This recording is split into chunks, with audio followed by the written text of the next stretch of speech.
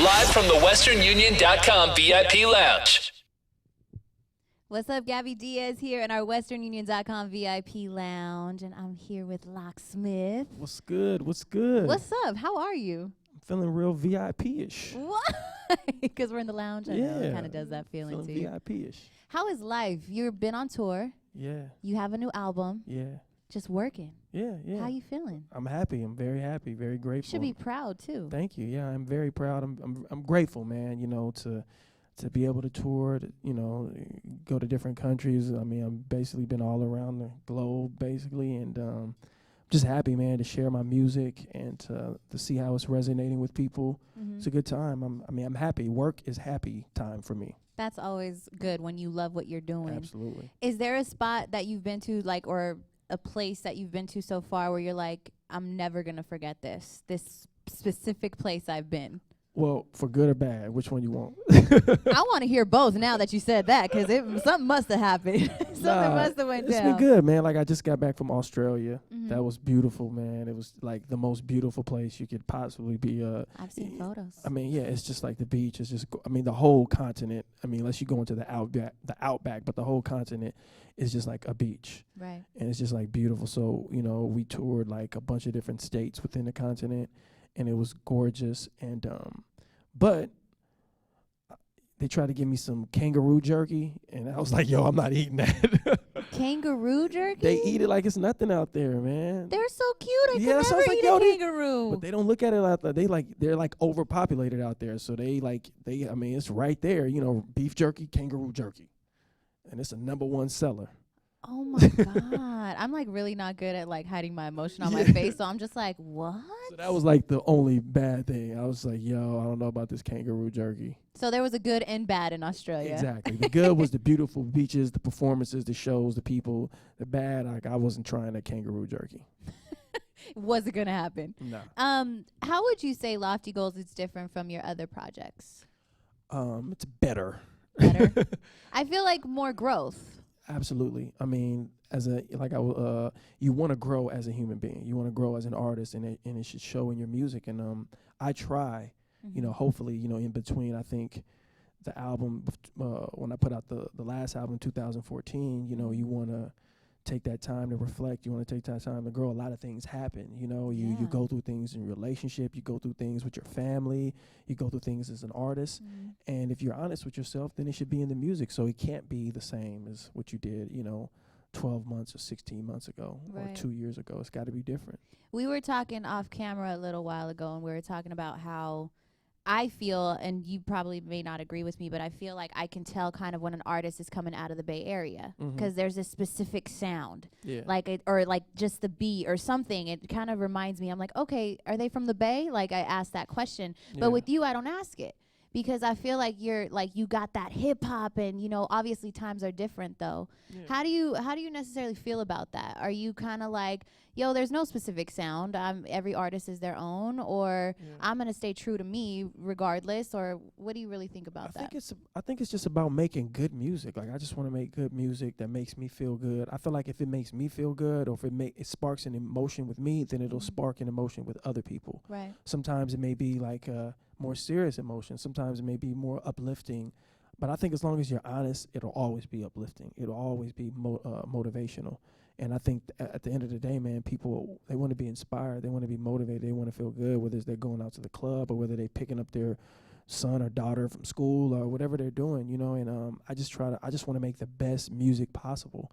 And the way I do it is just being honest with myself. And I feel like people can identify with that, and that's, at the end of the day, that's what they're going to hold on to. That's what they're going to latch on to. Is there a piece of motivational advice that you've gotten that you can give someone that's trying to be an artist? Yeah, I mean, stick to yourself, man. Be yourself. Right. Sometimes it takes a while to figure that out, but you want to be yourself. You want to embrace who you are and try to be the best you and try to grow, but embrace that and put it out there. And when you do that, people, they can identify with you. Yeah. Sorry, I'm getting someone's blowing you up. Yeah, That's that Twitter. I hear it. I got that notification too. I know. I'm not as popular as you though, so It's all good. It's all good. What's next?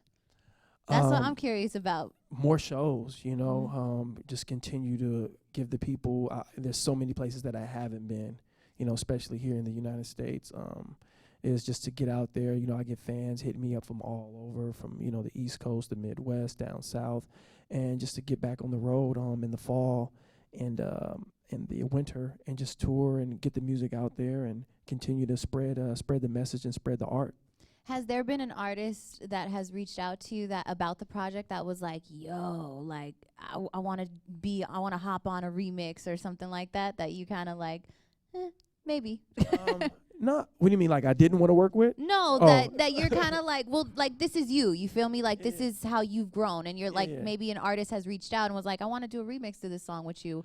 Has that happened? Or remix? Nah, nobody's hit me up, but I have definitely I'm very grateful to be able to get the warm reception that the album has been getting, and a lot of my peers that I respect have reached out to me. Like I was just, you know, especially on the West Coast, I was able to, like I was in the studio with Dr.Dre. Wow. You know, and that was like a big accomplishment for me to just to know that, to be recognized by somebody huge. of his greatness. And shout out to Exhibit and all the people over there on the, you know, from the West Coast. It's been showing me so much love and being supportive of what I'm doing. That's dope. And I'm just grateful, man. And I mean, I hope to work one day, you know, with some of those legends. But it's just great to get that recognition. And even some of my people, Funk Volume, Hobson, who's a really big independent artist. You know, these are all West Coast guys that have been, you know, showing me love and reaching out and saying, yo, we love what you're doing, you know. So I'm just very appreciative of that, you know. If it was up to you, would you stay independent?